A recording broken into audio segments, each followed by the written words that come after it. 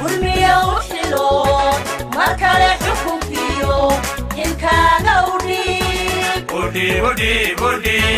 markale xukunkiyo xilkaaga udhiib xilkaaga udhiib xilkaaga udhiib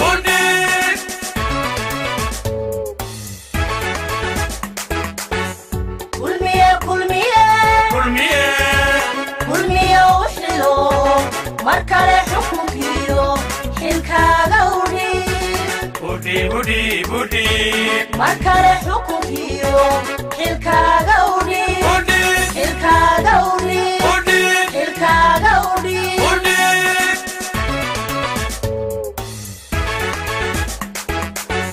dal xeer ku dhaqmo xuduuda dagliyo dal xeer ku dhaqmo xuduuda dagliyo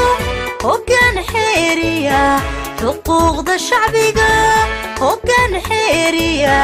xuquuqda shacbiga qaranka kolba cid mas'uuliyadda fuusha saacad ba cid mas'uuliyad saaranta mar waa madaxweynaha hadana waxa doorasho la galayaa waa commissionka hadana waxa la yiri saddexna madaxweynaha oo carraya dalka nabad galiyo waxa walba ha qaateen maanta way soo dhaaftay waxay fuulaysaa dadka dhowr qof oo qol la yiraahdo qolka codaynta isugu tagay oo ka kooban qaranka oo dhan dawladda ciidamada commissionka iyo xisbiyada dhowr qof oo inta ka wakiila iyo goobjoogayaal cid walba ka kooban ajnabi iyo Soomaali landba ajnabiga kuwa ay goobjoogayaashu waxba iyagu awoodo ma laha xilku wuxuu fuulayaa intiina kale oo ka mid tihiin qayb weyn baa ka tihiin marka waxay idin fuulaysaa mas'uuliyadda qaranka oo ah inaad soo saartaan madaxweyne Soomaaliland intiina qolka ku jirta waayo halkaa waxa lagu tiriyaa ka ansaxa eed ku soo heshiisaan ayaa madaxweynaha soo saaraysa marka xil weyn baa idin fuulaya xilkaana waxa kaga bixi kartaan idinkoo barta sharciga ama xeerka doorashooyinka gaar ahaan awoodda muraaqibka maxaa loo ogol yahay muxuu awood leeyahay maxaanu awood lahayn inta haddaa fahamtaan waa shaqayn karaysaa haddii kale hawshii waa dayacmaysa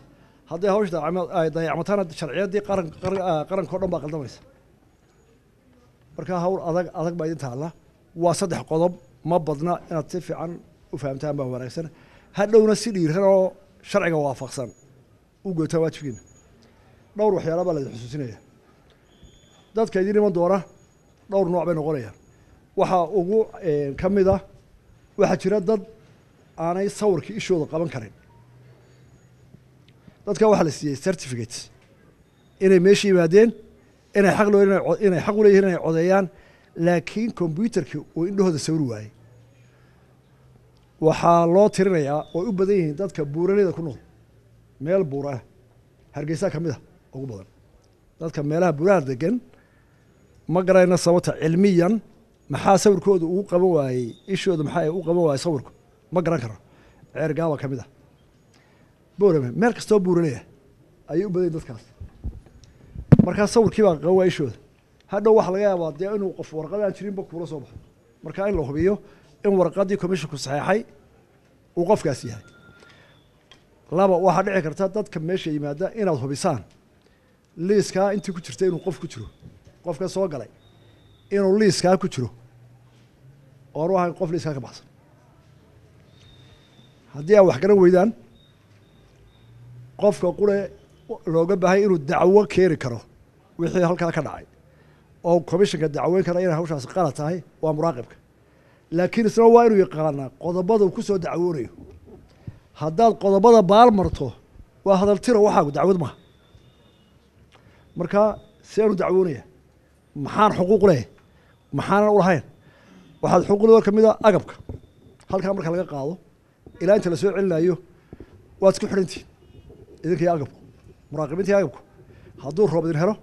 hadduu gaarigu xumaado haddii dhowr cisho la qado hadduu meel taagnaado idinkiiya saduuqaaso iskala laadaano agabku baa ka mid tihin waan gaajooday iyo gaariga waa xumaaday iyo waxaasaa ma leh waayo markhaatiga quratee baalkaa ilaalinay inuu sidii loogu talagalo u socdo وعدالتي waajibaadkiina waxaa ka mid ah haddii markay wax socdaan ay wax garan waayaan inaad u sheegi karto ay qolada commissionka dabcan waxaa ku waajiba inaad u hoggaansato awaamirta guddoomiyaha meesha xukuma haddaad wax garan wada ama qoraal ama si eedab baad ugu sheegaysaa waxaa bar hadda halkaa ila hubi wixina way noqdaan wax sharci ku qoran dee iskama hintis kartid iskama cadhoon kartid weliba si dee discipline ah oon caadifad iyo qawqaw iyo boodbood iyo lahayn cadhayo siba inamada dhalinyarada waxaa la yaqaanaa da'daas markay gaajooto 8 saacood ka bacdi inay dawaqaan oo dadka la dagaalamaan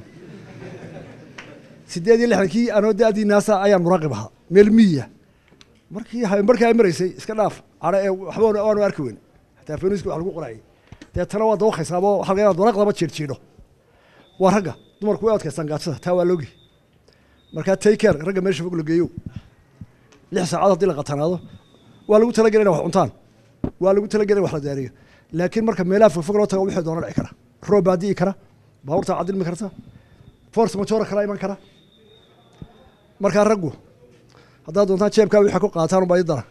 baasha nabaadda leena si ogaad haddaa meelo fogfog tegaysaan aad iyo aad waa mahadsantahay kuwa kalaan maraynaa ilaahay idin fudud mas-uuliyadda waa taariikh aad qaranka u gelaysaan muraaqabka hawl yar maaha wax alle wixii lasoo tabcayey guddoomiyaashii tartamaya waxay buuqayeen wixii baabuur la fuulay wixii calan la lulaayay wixii sharci la soo saaray wixii komishinku dadaalayeen wixii madaxweynuhu boqoluu digreeto soo saarayay wixii militariga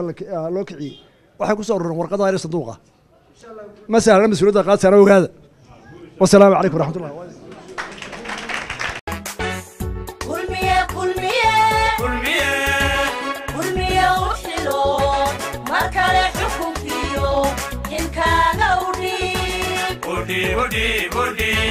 markale xukunkiyo xilkaaga u